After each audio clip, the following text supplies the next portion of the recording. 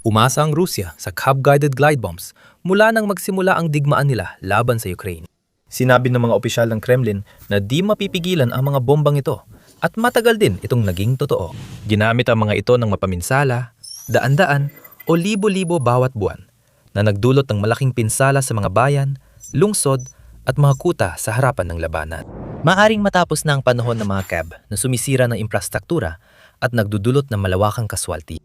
Natuklasan ng Ukraine kung paano mapatigil ang mga ito. Kaya nagiging halos walang silbi ang mga mamahaling pampasabog at nababawasan ang banta mula sa Russia. Para maintindihan ang kahalagahan nito, dapat munang malaman kung gaano kalaki ang banta ng mga bombang ito. Ang CAB o Adjustable Aircraft Bomb ay parang katumbas ng Russia sa US Joint Direct Attack Munition o JDAM. Ang JDAM kits ay ginagawang smart at precision munitions, ang dating dumb bombs, kaya mas tumpak at epektibo ang mga ito sa labanan. Ganon din ang ginagawa ng CAB. Ina-upgrade ang dumb bombs sa pamamagitan ng paglalagay ng steering fins at satellite guidance systems para tamaan ang pre-programmed na lokasyon. Napakataas ng katumpakan nito. Sa tamang kondisyon, panahon, at malinaw na readings, kaya nilang tamaan ang target na may 20 metrong margin of error o 65 talampakan. Sobra pa yon sa sapat para tamaan ng isang partikular na gusali o estruktura, kaya madali para sa Rusya na sirain ang eksaktong target na gusto nila nang may pambihirang kasiguraduhan. Ang mga natitiklop na pakpak na nakakabit sa mga CAB ay nagbibigay rin ng mas malawak na abot. Marami sa mga ito ang kayang bumiyahe ng humigit kumulang 40 milya o 65 kilometro para maabot ang kanilang mga target. Pero ang iba ay kayang pumunta ng mas malayo pa. Ang pinaka-advanced na mga modelo ay nilagyan ng pinakabagong at pinakamahusay na UMPK guidance modules na ipinagmamalaki ang tinatayang abot na humigit kumulang 120 milya o 175 kilometro. Bagamat malayo ito sa mahigit 1,000 milyang abot ng maraming missile at Shahid drones, kahanga-hanga pa rin ang distansya nito para sa ganitong kalaking bomba. Pinapahintulutan nitong magpaputok ang Russia mula sa sarili nilang himpapawid at tamaan ang mga lugar sa kabila ng hangganan sa Ukraine, kabilang ang mga okupadong teritoryo o ibang rehiyon. Kapag nailunsad na, gumagana na ang GPS navigation system ng bomba. Gamit ng sandata ang mga palikpik nito para igiya ang sarili papunta sa itinakdang destinasyon. Pagdating nila ron, dala nilang sapat na pampasabog para magdulot ng matinding pinsala at pagkawasak. Pagdating sa mga warhead, malaki ang pagkakaiba-iba ng laki at lakas ng pinsala ng mga ito. Ang mas maliliit na bersyon ay may dalang warhead na humigit kumulang 500 pounds o mga 225 kilo. Ang iba ay doble pa ron, umabot ng 1,000 pounds o mga 450 kilo. Pero simula pa lang yan. Nagpapadala rin ng Russia ng mas mabibigat na bersyon. Ang CAB 1,500 halimbawa ay may warhead na tumitimbang ng humigit kumulang 1,500 kilo o mahigit 3,000 pounds. Tunay na mga sandatang pangwasak ng mga gusali ang mga ito. Kaya nilang gumawa ng mga hukay na hanggang 50 talampakan ng lapad para sirain ang matitibay na target, pinatibay na estruktura, at mahahalagang infrastruktura. Ginagamit ang mabibigat na warhead ng Kremlin para magdulot ng pinakamatinding pinsala sa pinakamaikling panahon. Sinisira ba ang konkretong bunker at matitibay na depensa ng Ukrainian o layunin talagang burahin sa mapa ang infrastrukturang sibilyan? Bukod pa rito, ang mga CAB ay may malawak na abot, malakas na kapangyarihan at mataas na katumpakan. Sobrang hirap din silang harangin o pigilan sa kahit anong paraan dahil lumilipad sila sa napakabilis na bilis, kadalasang umaabot ng ilang daang milya bawat oras habang tinutumbok nila ang kanilang napiling mga target. Bukod pa sa lahat ng ito, hindi rin sila ganoon kamahal gawin. Halimbawa, ang isang high-end na CAB na may UMPK module ay aabutin ng Russia ng mga $25,000 bawat piraso. Dahil dito, naging mahalaga at di mapalitan sa arsenal ng Russia ang mga CAB na inamin na rin ng Ukraine. Ang pahayagan ng bansa, ang Strana, ay sumulat noong Oktubre 24, 2025, naka-jackpot ang mga Ruso. Ang mga CAB nila ay may dalang 2 o 3 beses na mas maraming pampasabog kaysa sa Shahid drones. Mas mabilis, mahirap hulaan ang galaw dahil sa UMPK, at mas maliit kaysa misil, kaya mas mahirap pabagsakin. Ayon sa military portal na The War Zone, ang CAB na may long-range UMPK module ay malaking problema para sa air defense. Mahirap silang pabagsakin dahil maliit, mabilis, lumilipad ng 250 hanggang 310 milya kada oras at walang thermal signature. Sa loob ng maraming buwan, sinamantala ng Rusya ang mga sandatang ito. Sa buong 2024, naghulog ito ng humigit kumulang 3,200 hanggang 3,500 nito bawat buwan. Noong 2025, sumabog ang bilang na iyon, kung saan sa ilang buwan ay libu-libong cabs ang bumagsak. Sa katunayan, sa loob lamang ng isang linggo noong Oktubre 2025, umabot sa 1,300 at 70 cab bombs ang pinakawala ng mga eroplanong Ruso. Malaking dagok ito sa depensa ng Ukraine. Akala nila, natagpuan na nilang paraan laban sa banta ng cab. Noong 2024 na pagtanto ng mga puwersa ng Kiev, na kahit maraming kalamangan ng mga guided bomb, may isa itong malaking kahinaan, isang Achilles heel na maaring maging kapahamakan nito. Maari itong ma-jam. Tulad ng maraming guided munitions, umaasa rin ang mga ito sa satellite navigation systems para matukoy at tamaan ang target. Posible para sa mga kalabang puwersa na i-jam ang mga satellite signal na yon na nagre-resulta sa pagbabalik ng mga smart bomb na ito sa pagiging ordinaryong bomba na nag-iiwan sa kanila na lumilipad ng walang direksyon at mas maliit ang tsansang makarating sa kanilang destinasyon. Kahit na na-jam, maaari pa rin silang makapaminsala, pero kadalasan ay lumilihis at hindi tumatama sa target. Sa madaling salita, ang pag-jam sa komunikasyon ng mga bombang ito ay isa sa pinakamabisang paraan para mabawasan ng malaki ang epekto nila sa labanan at mapaliit ang pinsala at bilang ng mga nasasaktan o namamatay na dulot nila. Kaya, yan mismo ang ginawa ng Ukraine. Inaral ng mga inhinyero at profesional sa depensa ng Ukraine ang disenyo ng CAB. Alamin ang operasyon nito at ginamit ang sariling electronic warfare equipment para maputol ang komunikasyon. Sa simula, naging epektibo ito.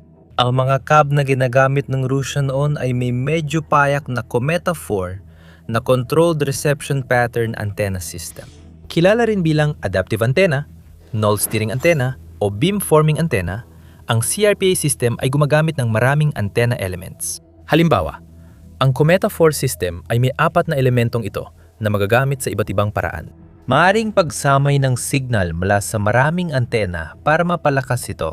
Bilang alternatibo, at mas mahalaga, maaring gamitin ng mga individual na antena upang ibawas o alisin ang mga signal, katulad ng kung paano nagagawa ng noise-canceling headphones na piliing harangin ang ilang partikular na tunog sa paligid habang ginagamit.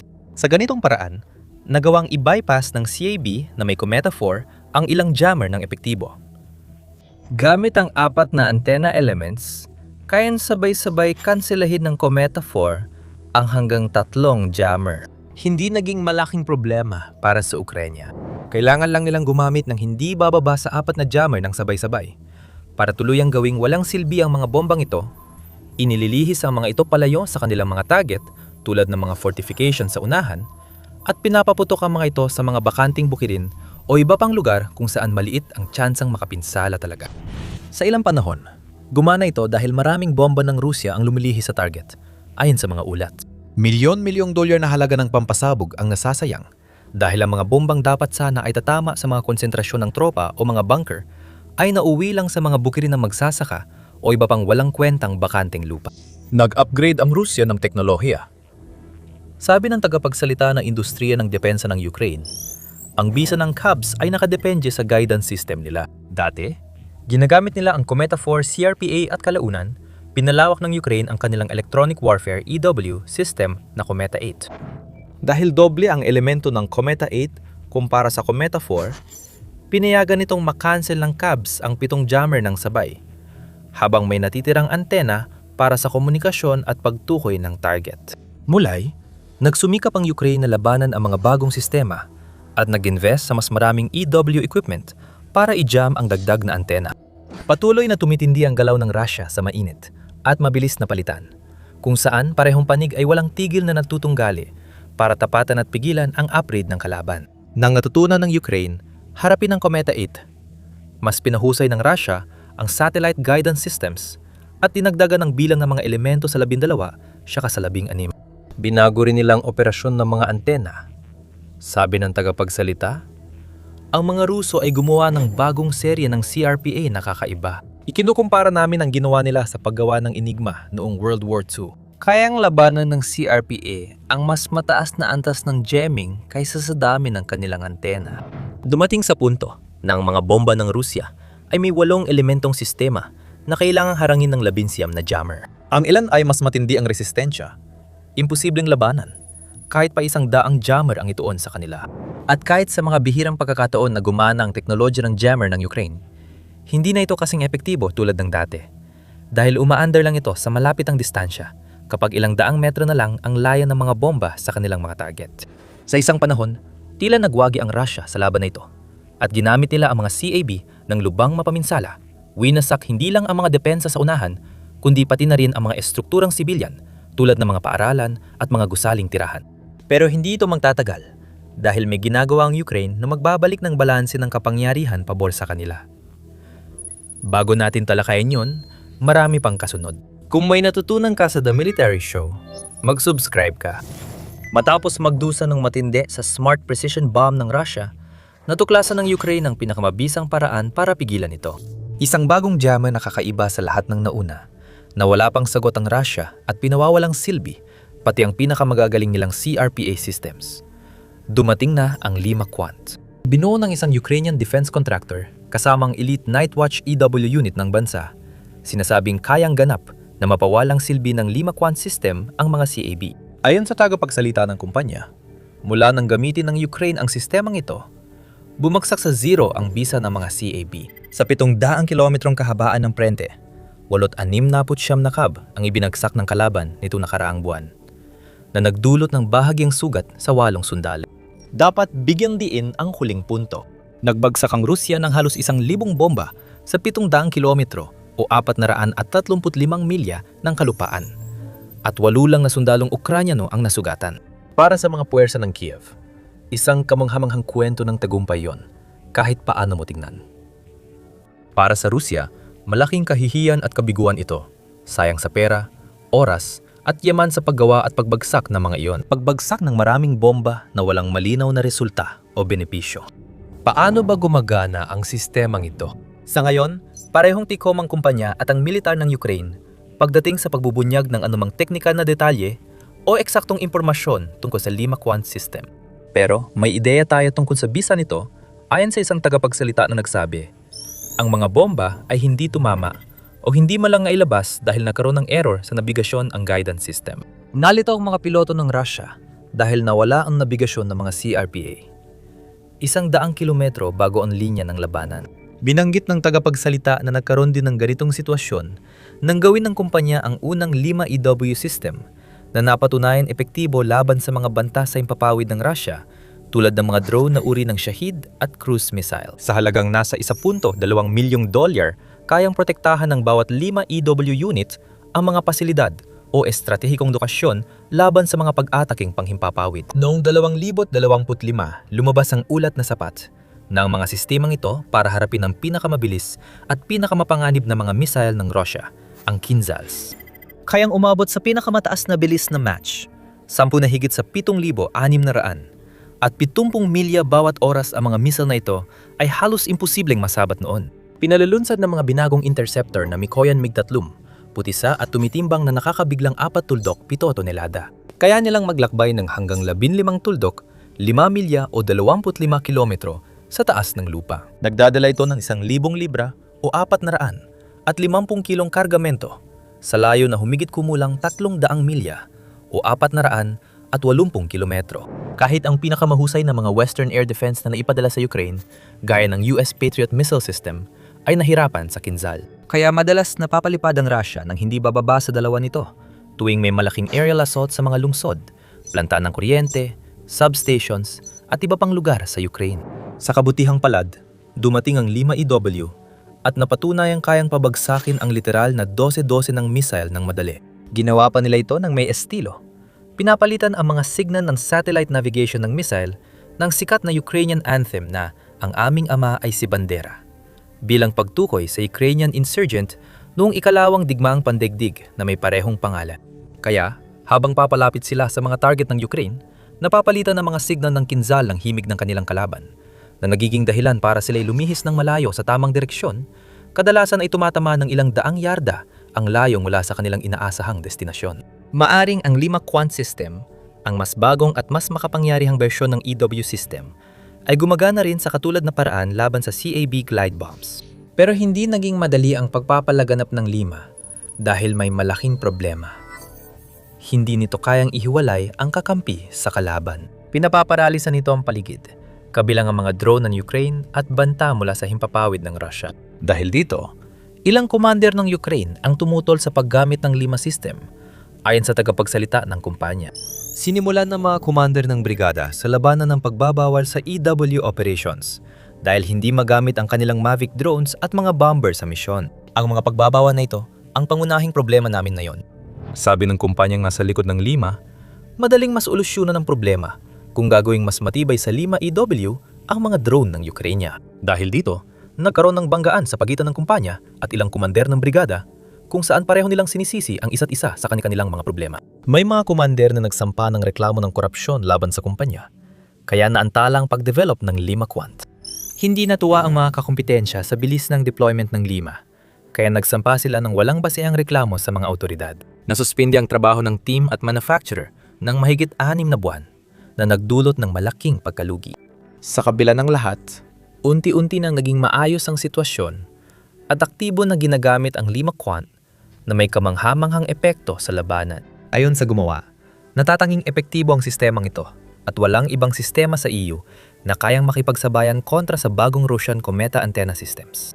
Sa ngayon, Lima Quant lang ang sistemang kayang supili ng CRPA sa 50 km cabs sa higit 100 km at cruise at ballistic missiles sa mas malayong distansya. Hindi lang magaling ang sistema sa pagpigil ng cab bomb, napatunayan ding mas epektibo ito laban sa mga missile, kabilang ang Kinzhal. Ayon sa ulat ng Ukraine, nagawang ma-intercept ng mga air defense na may Patriot ang unang kumpirmadong Kinzhal noong Mayo 2023. Ayon sa mga opisyal ng Ukraine, mahigit 20 Kinzhal missile na pinakawalan sa Kyiv ay matagumpay na napabagsak. Ang numerong 41 o 42 na karaniwang binabanggit sa air defense reports ay tumutukoy sa insidente noong Disyembre 2023 tungkol sa Shahid drone, hindi Kinzhal. Ibig sabihin, 10-10 milyong dolyar na missile at drone ng Russia ang nasayang, pati na ang maraming cab at iba pang banta sa himpapawid na hindi tumama sa target. Parang sobrang ganda para maging totoo, kaya mahalagang mag-ingat at maging mahinahon kapag tinatalakay ang mga bagong sandata o depensa tulad ng Lima Quant. Mukhang makapangyarihan sila sa una, pero baka oras na lang ang kailangan bago makahanap ang Russia ng bagong paraan para malusutan ang mga ito. Mahalaga ang pag-iingat dahil may ulat na inaangkop ng Russia ang ilang taktika sa ballistic missile na posibleng nagpapababa ng rate ng pagharang minsan. Sa ngayon, mukhang mahusay na gumagana ang sistema at hanggat na nanatiling maagap ang kupunan sa likod ng Lima sa pagkontra sa mga banta ng Russia sa hinaharap at pagpapanatiling napapanahon ng kanilang teknolohiya, maari pa rin itong maging malaking biyaya para sa mga puwersang Ukrainian. Sinabi ng Bantay Gabing opisyal na pinawalang bisa nito ang isa sa pinakamahalagang sandata ng Russia. Kapag naipatupad ng malawakan at naikoordina sa iba't ibang sektor, kayang lubang bawasan ng mga sistemang ito ang kakayahan ng mga guided bomb at UAV na tamaan ang kanilang mga targets. Kung sapat ang Lima Quant systems ng Ukraine, hindi na mahalaga gaano karaming drone, missile o glide bomb ang ipadala ng Russia. Halos lahat masisira dahil maadyam ang signal at mabablock ang komunikasyon bago tumama sa target. Nangyayari na ito ngayon. Noong huling bahagi ng 2025, kinumpirma ng mga opisyal ng Ukraine na may bagong paraan silang labanan ang glide bombs ng Russia.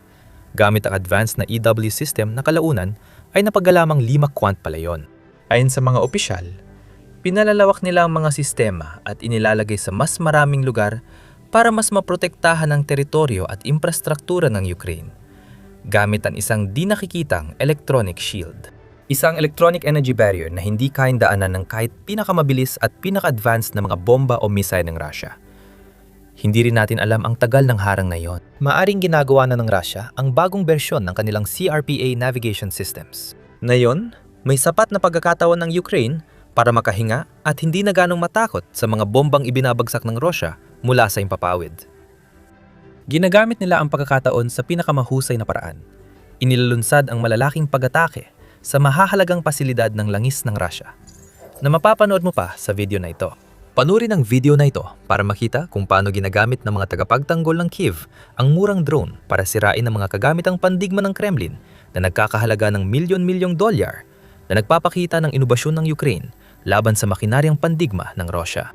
At para sa mas marami pang makabuluhang pagsusuri, mga balitang kagyat at mga taktikal na paliwanag, mag-subscribe ka sa The Military Show ngayon.